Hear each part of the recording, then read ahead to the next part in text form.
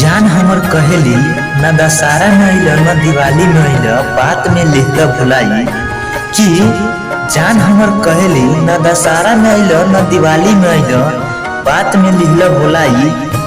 अब की बार छठी मैया के व्रत रखले बानी, अब की बार छठी मैया के व्रत रखले बानी, बतावा न दौड़ा के लेके जाई।